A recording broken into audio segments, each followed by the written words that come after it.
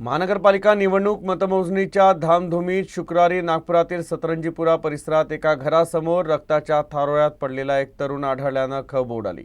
माहिती मिळताच पोलीस घटनास्थळी पोहोचले आणि गंभीर अवस्थेतील तरुणाला उपचारासाठी रुग्णालयात नेण्यात आलं, जिथे डॉक्टरांनी त्याला मृत घोषित केलं। या घटनेबाबत विविध चर्चांना उधाण आलं आहे। मृत तरुणाची ओळख पटली असून तो मध्य प्रदेशचा रहिवासी आहे। पोलिसांना तरुणाच्या खिशात बिलासपूर ते नागपूर रेल्वेचं तिकीट सापडलं आणि आधार कार्डही आढळलं। त्यावरून तो आदल्या दिवशीच रेल्वेनं नागपूरला आल्याचं उघडकीस आलं। मोहन बैगा असं मृत तरुणाचं नाव आहे आणि तो मध्य प्रदेशचा रहिवासी आहे। तर सतरंजीपुरा परिसरातील आदिल हारून नागानी यांच्या घरासमोर परिसरातील नागरिकांना तो जखमी अवस्थेत आढळला।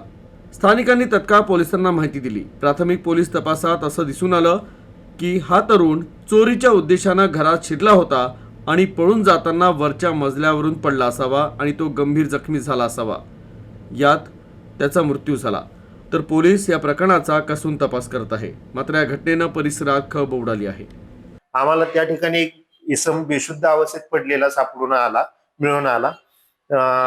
त्याची अंगजडती घेतली असता त्याच्या अंगजडतीमध्ये आम्हाला त्याचे आधार कार्ड तसेच एक रेल्वेचे तिकीट नागपूर ते बिलासपूर अशा पद्धतीने एक तिकीट मिळालेलं आहे। संबंधित इसमास आम्ही पुढील कारवाई करता त्याच्या उपचाराकरता मिवा हॉस्पिटल या ठिकाणी रवानगी केलेली आहे।